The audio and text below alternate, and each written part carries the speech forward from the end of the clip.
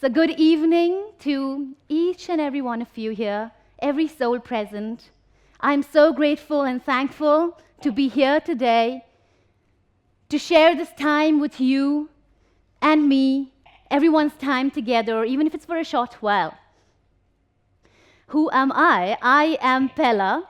I'm an entrepreneur and a fashion designer. And I guess I've always known what I wanted to do since a very young age, since I was 11 years old. And so I started my label, etc.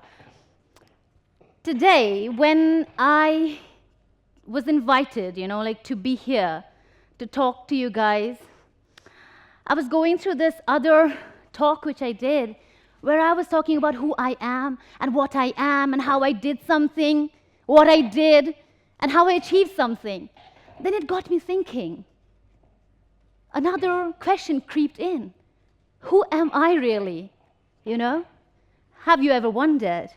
The MC today also talked about who are we? I think that is something which I guess everyone wants to know. Well, you must be wondering, how can a small young girl who was 11-year-old would know she wanted to do fashion design, she wanted to do this and that? How did she know? And I also wonder, how did I? What I think I want to talk about today is,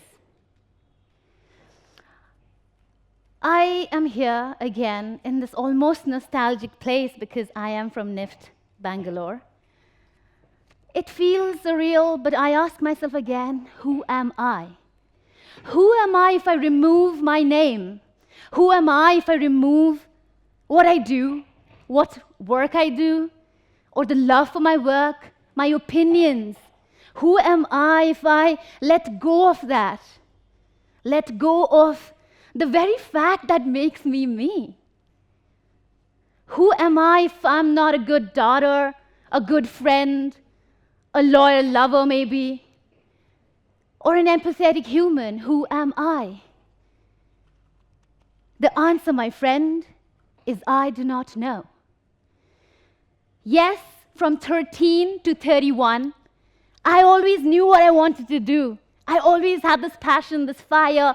I knew what I wanted to do, and I followed that intuition which, gave me that push to achieve what I wanted, to do what I wanted, to believe. And I guess to manifest what you really craved for from your heart. But as 2022 happened, I started contemplating. Contemplating again. Yes, I talk to myself often. I don't know if you guys do that. You should try it. Ask myself how I am. Are you okay? Are you doing well?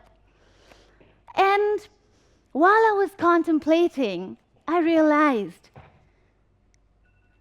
I understood the understanding of myself within myself has been a roller coaster ride. What lies within me that the world cannot see?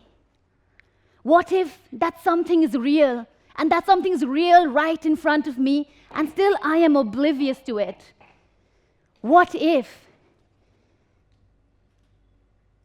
And that again arises that question, who am I? Well, fear, I think, of being alone is like one of the biggest, which creeps in almost like a dementor, trying to take your soul.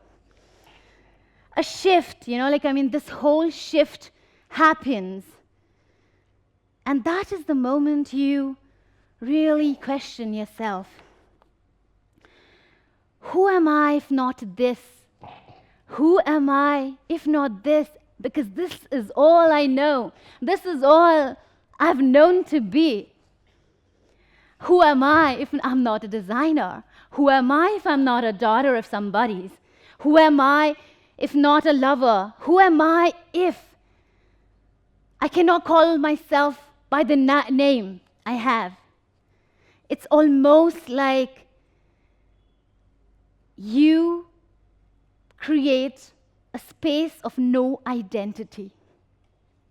All your thoughts of who were you supposed to be, or who you could be, or who you could have become, just dissipates into the nothingness of time. And this time becomes fluid in an illusion form, where it's an illusion where it's almost like an confluence of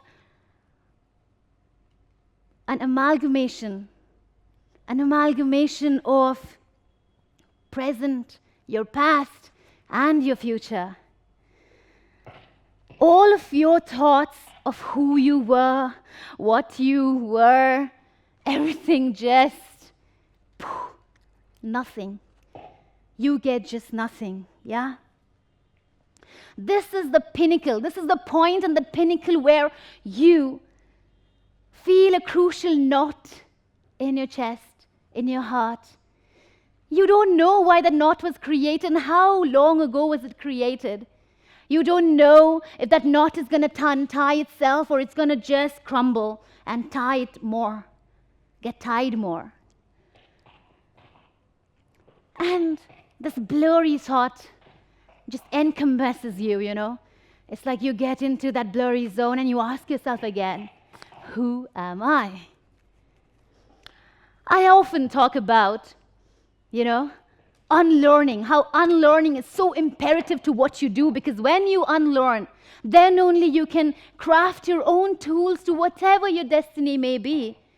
Not even a destiny, whatever you choose or want to be, you can craft the tools for your path. But today what I bring forward, what I bring to you is learning without any history. It's fairly a new concept to me too, but this is where I'm at. Learning without any history. What I mean is that you learn, you relearn, you imagine, you learn, without thinking or without having that essence of learning. A little. What I want you to see is there comes a time when you can, or you feel from within, that you can control, alt, delete the whole slate of your life. You can clean it up, like how you clean your phone or your PC, etc., or your hard drive. That is the moment you discover a potential which you would have stumbled upon, or even would have thought that you might have stumbled upon. Because here, you're kind of working through nothingness, not knowing what it is, no sense of learning something, because you are learning like a child, a curious child with so much of vigor and love, without any thought. Just being at the present moment, being at a moment where you're consumed by that moment. And it's almost like you've known to be a musician your whole life. And one day something clicks and you feel you need to delete that from your hard drive of your memory. And you look at music and you want to create music as if you're a new child. A child which is born and you wanted to create as if you did not know anything at all. An artist who puts down his work, an artist who lets go of what they were, what they could be, or what they had become, and picks up that brush to paint like a child who doesn't know painting at all. Here, you're learning without really having the essence of learning something. It's almost like you've known to be something, but you create this fluctuation within you to relearn and learn again. I relate to it as a child because children are like that. You don't think, you just say outright, How old do I look? You look like a 40-year-old. They don't think, they don't have this thing that they have to be opinionated, they have to be, oh, I'm so judgmental, I can be this. I know better than you. Or, I think something, I speak it out right directly. So also, when you ask this question, you understand there is no identity. It is a blank slate of memory, and it could be a state of immense possibility or immense doubt, but it's infinite in nature. Just like a dot in a canvas. So when I think about learning anew, I think about a dot in a canvas. That dot could become a line, a form, a shape, a thought, a word. Or it could become an invisible layer of thought which maybe no one really knew about, or no one even talked about, or no one even discovered. And that is what learning anew to me is. With curiosity in your eyes and without any opinions, you look at things. You look at things in a completely new light. You receive, you give. Be it your friends, your family, your teachers, your professors, your community, your building, your environment. You look at it in a fresh perspective of things because it's untainted, it's pure, it's almost magical. You realize we do not think like how we were when we were a 10-year-old, a 20-year-old, a 30 or a 60-something. Now you'll have to, like at this point, you'll have to break all those walls you built, the walls you built with so much love and vigor and everything and enthusiasm. You have to break them down. You have to pound those bricks into stone, to rubble, to mud, to make it anew. And with such vigor, with your curious mind, you learn to discover without judgment, without any preconceived notions or opinions to people, to things, anything. This leads to a path of a new realm of possibilities, that which is not bounded by the walls which you created. It's almost creating a void of immense possibilities. Without these walls were the ones which told you how you should be, what you could become.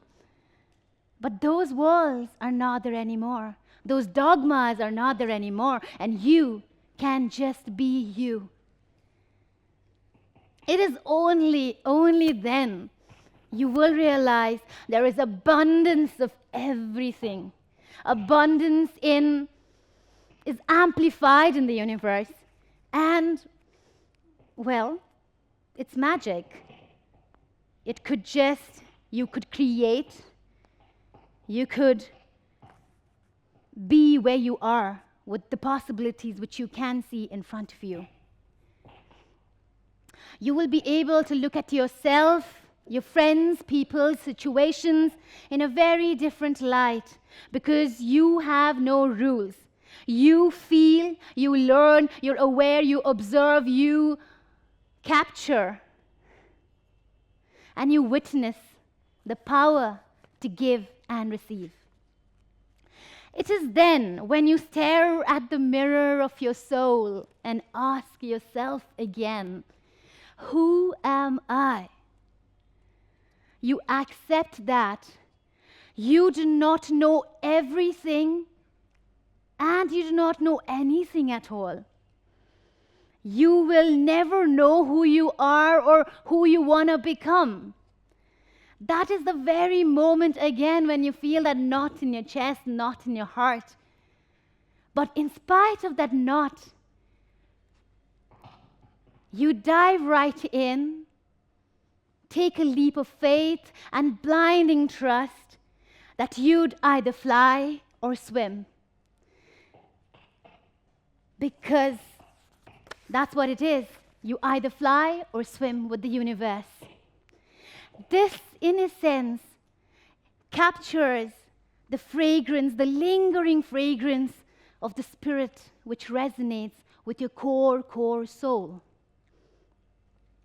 We are in the beginning of the year still, and I urge you, I wish for you, I wish for all of us that we should take that leap of faith and that trust which is so blind. Because remember, when you trust blindly, when you take that leap of faith, the magic of the universe is nothing ever gets passed unnoticed. Thank you.